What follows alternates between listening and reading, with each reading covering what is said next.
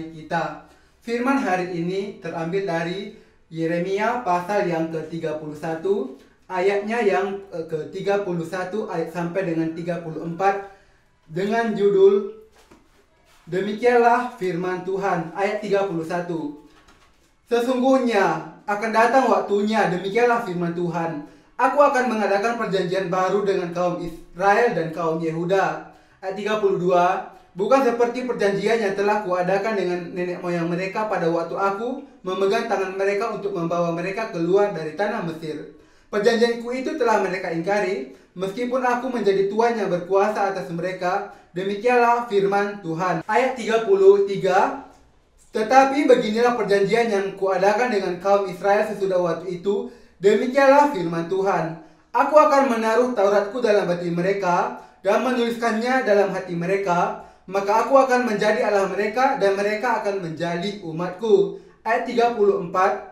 Dan tidak usah lagi orang mengajar sesamanya atau mengajar saudaranya dengan mengatakan, kenalah Tuhan. Sebab mereka semua, besar kecil, akan mengenal aku. Demikianlah firman Tuhan. Sebab aku akan mengampuni kesalahan mereka dan tidak lagi mengingat dosa mereka. Demikianlah firman Tuhan. Jika kita membaca Matius pasal yang ke-26 ayat ke-28. Sebab inilah darahku, darah perjanjian, yang ditumpahkan bagi banyak orang untuk pengampunan dosa. Ayat ke-29. Akan tetapi aku berkata kepadamu, mulai dari sekarang aku tidak akan minum lagi hasil pokok anggur ini sampai pada hari aku meminumnya, yaitu yang baru bersama-sama dengan kamu dalam kerajaan Bapakku. Di sini Tuhan Yesus mengatakan pada saat perjamuan terakhir, ketika Tuhan Yesus bersama dengan para murid-murid mengadakan perjamuan, dia mengatakan ketika dia hendak membagikan cawan anggur di cawan, mengatakan kepada murid bahwa inilah darah perjanjian. Perjanjian di sini menyeratkan mengenai perjanjian yang baru. Jika kita membaca di dalam Markus pasal 14 ayat ke-24, dan ia berkata kepada mereka, inilah darahku dari perjanjian yang ditumpahkan bagi banyak orang. Mari kita baca dari ayat ke-22. Dan ketika Yesus dan murid-muridnya sedang makan, Yesus mengambil roti, mengucap berkat, memecah-mecahkannya lalu memberikannya kepada mereka dan berkata, ambillah, inilah tubuhku. Ayat ke-23. Sesudah itu ia mengambil cawan, mengucap syukur lalu memberikannya kepada mereka, dan mereka semuanya minum dari cawan itu. Baru ayat ke-24. Dan ia berkata kepada mereka, inilah darahku, darah perjanjian yang ditumpahkan bagi banyak orang. Ayat ke-25, aku berkata kepadamu, sesungguhnya aku tidak akan minum lagi hasil pokok anggur sampai pada hari aku meminumnya, yaitu yang baru dalam kerajaan Allah. 1 Korintus pasal 11 ayat ke-25. Demikian juga ia mengambil cawan sesudah makan lalu berkata, cawan ini adalah perjanjian baru yang dimeteraikan oleh darahku. Perbuatlah ini setiap kali kamu meminumnya menjadi peringatan akan aku. Ayat ke-26, sebab setiap kali kamu makan roti ini dan minum cawan ini, kamu memberitakan kematian Tuhan sampai ia datang. Ayat ke-27, jadi barang siapa dengan cara yang tidak layak makan roti atau minum cawan Tuhan, ia berdosa terhadap tubuh dan darah Tuhan. Ayat ke-28, karena itu hendaklah tiap-tiap orang menguji dirinya sendiri, dan baru sesudah itu ia makan roti dan minum dari cawan itu. Di sini anggur atau cawan menyiratkan bahwa Yesus akan mati di atas kayu salib untuk menghapuskan dosa kita, karena dia telah sebelumnya menerima baptisan dari Yohanes Pembaptis untuk menanggung dosa dunia. Roti melambangkan mengenai baptisan Yesus. Kita harus senantiasa memakan roti, atau secara rohani kita harus memakan percaya di dalam baptisan Yesus yang agar kita bisa hidup. Ketika Tuhan mengadakan perjanjian dengan bangsa Israel dan bangsa Yehuda, Tuhan membuat suatu adanya upacara pada saat itu, yakni adanya pencurahan darah binatang korban untuk agar membuat perjanjian tersebut sebagai tanda perjanjian tersebut.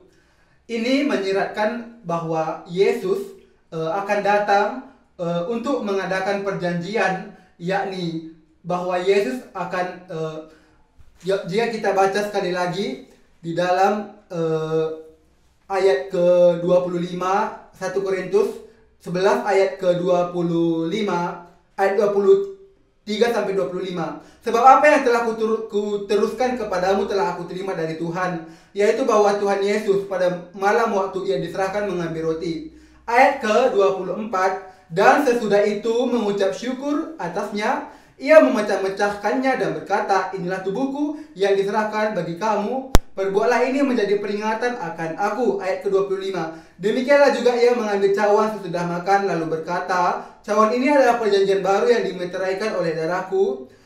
Perbuatlah ini setiap kali kamu meminumnya menjadi peringatan akan aku. Di sini mengingatkan kita sekali lagi bahwa kita yang turut mengambil bagian dalam perjamuan, yakni dengan kita percaya di dalam baptisan Yesus, di dalam kematiannya di atas kayu salib, serta kebangkitannya, kita mendapat bagian di dalam Tuhan. Yakni kita menjadi tidak berdosa, karena Yesus telah menghapuskan dosa dunia, sebagaimana tercatat di dalam Yohanes 1 ayat 29, dan kita yang percaya akan hal ini dijadikan menjadi anak-anak Allah yang tidak berdosa, yang akan mewarisi harta warisan Allah. Ibrani pasal yang ke-10 ayat ke-19. Jadi saudara-saudara, oleh darah Yesus kita sekarang penuh keberanian dapat masuk ke dalam tempat kudus, karena ia telah membuka jalan yang baru dan yang hidup bagi kita melalui tabir, yaitu dirinya sendiri. Dan kita mempunyai seorang imam besar sebagai kepala rumah Allah. Ayat 22, karena itu marilah kita menghadap Allah dengan hati yang tulus ikhlas dan keyakinan iman yang teguh. Oleh karena hati kita telah dibersihkan dari hati nurani yang jahat, dan tubuh kita telah dibasuh dengan air yang murni. Di sini sekali lagi diingatkan kepada kita bahwa tubuh kita telah dibasuh dengan air yang murni. Air yang murni di sini adalah Yesus dibaptiskan oleh Yohanes Pembaptis. Kita setelah dibasuh dengan air yang murni, kita yang percaya di dalam baptisan Yesus telah dibasuhkan dosa kita, sehingga kita menjadi putih, menjadi bersih tanpa dosa. Ayat ke-23, marilah kita teguh berpegang pada pengakuan tentang harapan kita, sebab ia yang menjanjikannya setia. Ayat ke-24, dan marilah kita saling memperhatikan supaya kita saling mendorong dalam kasih dan dalam pekerjaan baik. Ayat ke-25, janganlah kita menjauhkan diri dari pertemuan-pertemuan ibadah kita seperti dibiasakan oleh beberapa orang, tetapi marilah kita saling menasihati dan semakin giat melakukannya menjelang hari Tuhan yang mendekat. Allah berulang kali mengadakan perjanjian baik kepada Abraham juga, yakni pada saat itu Allah berjanji kepada Abraham bahwa Allah akan memberikan keturunan sebanyak bintang di langit dan sebanyak pasir di laut kepada Abraham, yang pada saat itu Abraham belum memiliki anak, dan dia sangat merindukan untuk memiliki keturunan. Dan karena Allah berjanji bahwa dia akan memberikan kepada Abraham keturunannya, dan karena Abraham percaya, Allah memperhitungkan itu sebagai kebenaran. Dan pada saat yang sama Allah membuat tanda perjanjian dengan Abraham, yakni bahwa Abraham harus disunat. Di sini kita bisa melihat bahwa Allah akan sunat di sini, yakni berbicara mengenai dikeratnya jika secara jasmani Abraham dengan disunat kulit katan berarti mengerat bagian tubuh tertentu.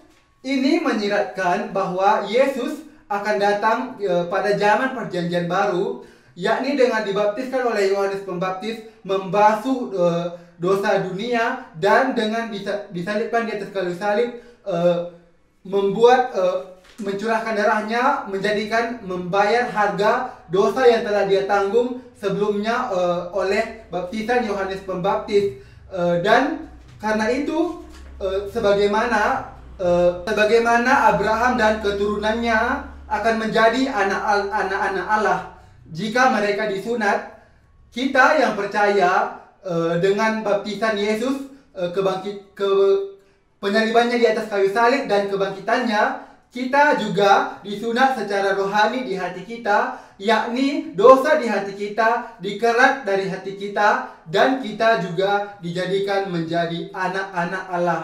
Demikianlah darah Yesus adalah sebagai darah perjanjian yang baru, karena demikianlah Yesus menggenapi perjanjian yang baru dengan mencurahkan darahnya.